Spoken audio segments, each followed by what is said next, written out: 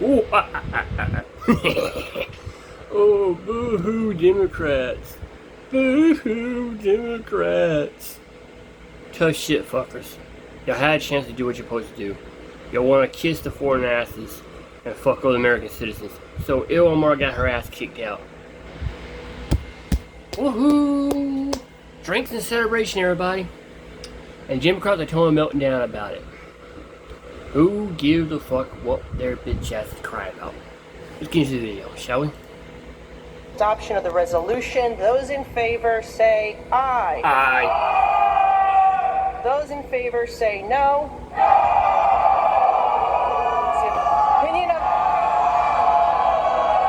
It's the opinion of the chair that the ayes have it and the resolution is agreed to, and without objection, the motion to reconsider is laid on the table. Does that remind you of anything?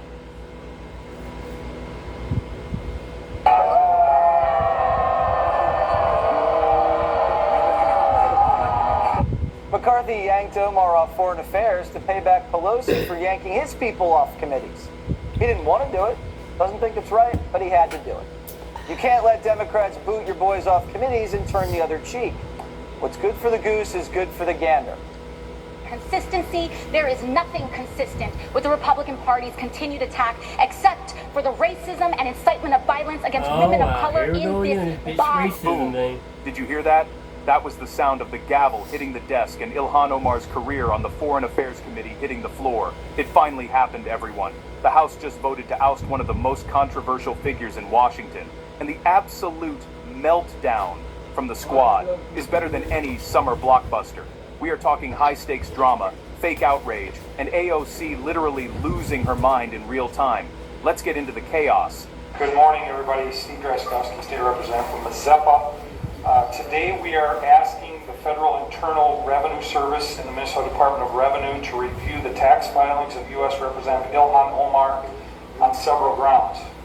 I am joined by 9 Minnesota State Representatives in making these requests, and I think there's 6 here today.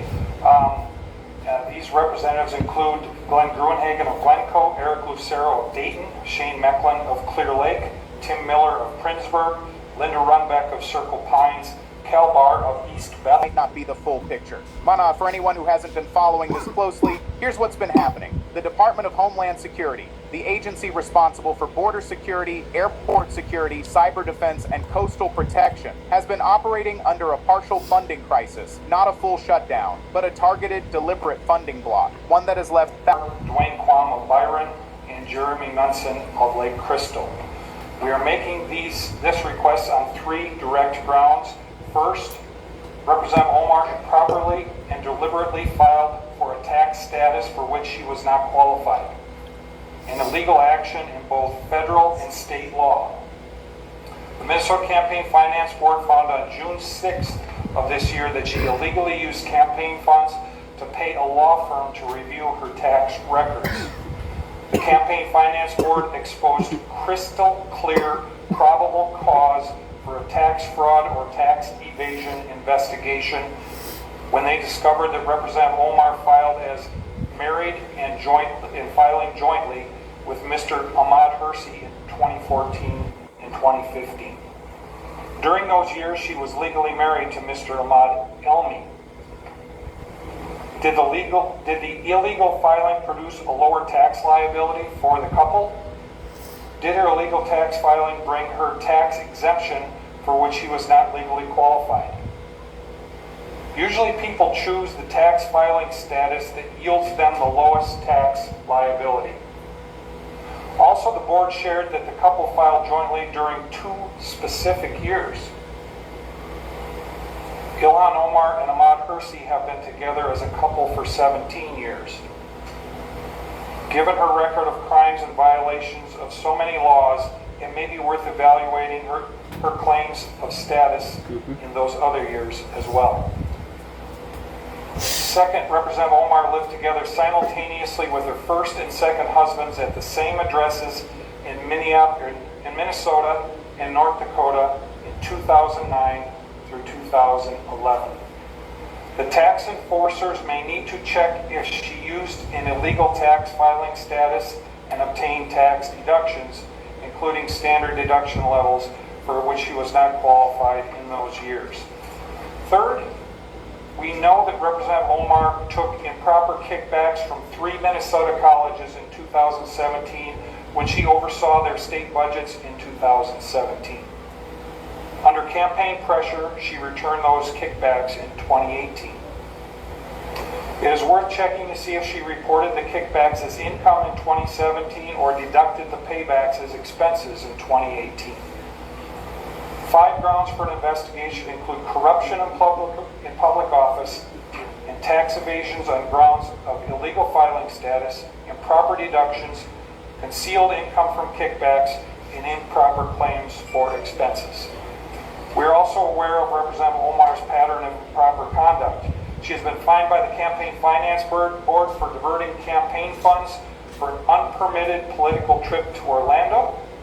She has been directed to pay back her expenses for uncovered political trips to Boston, New York, Philadelphia, Chicago, Florida, and Washington, D.C. She has been punished for conversion of campaign funds to pay for personal legal and accounting services. She has flouted laws regarding the filing of her personal financial data in a way that distorted the political campaign process. On June 25th, I asked my Congresswoman Angie Craig to launch an investigation into these improprieties. That went nowhere. She said, do it yourself.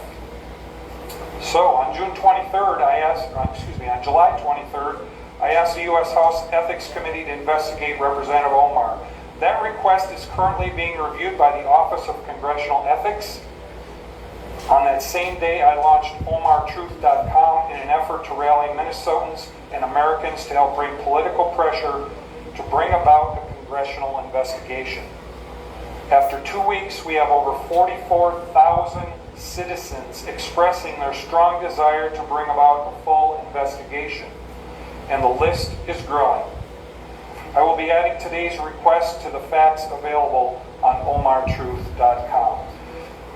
Today, I and 9 other representatives are asking the nonpartisan federal and state tax enforcers to open investigations. We are simply asking them to do their jobs.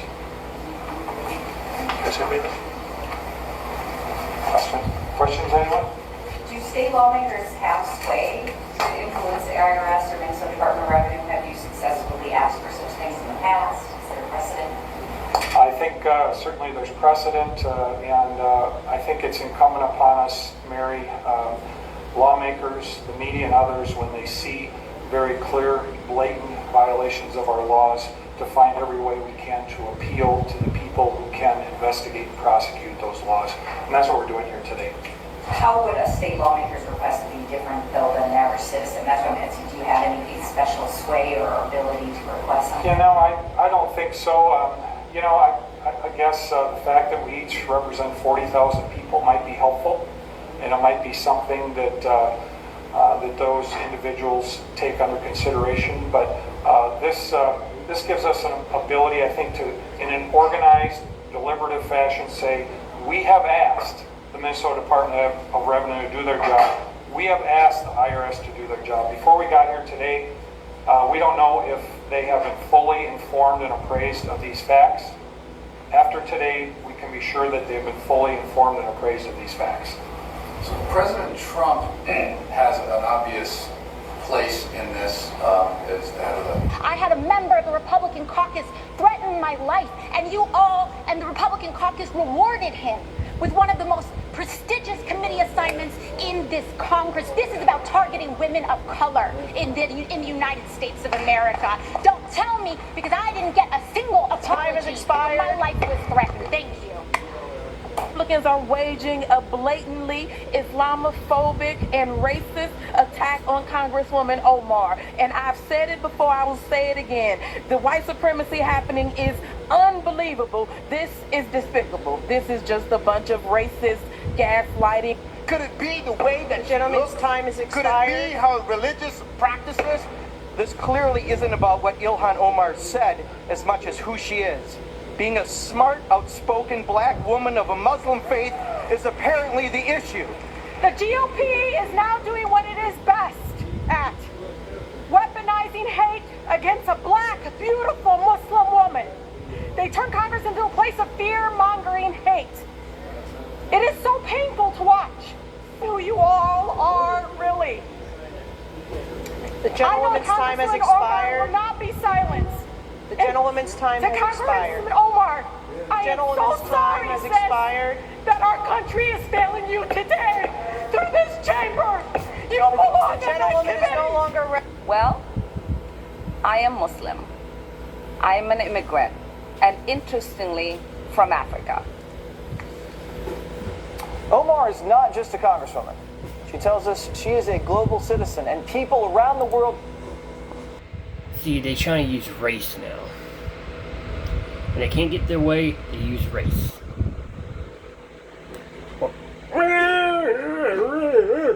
Crying. You talk that big fucking game, Ilmar. Now play the fucking cards. You talk a big game. You like that small little mouth of yours. Write checks that your own little ass can't cash. Deal with it.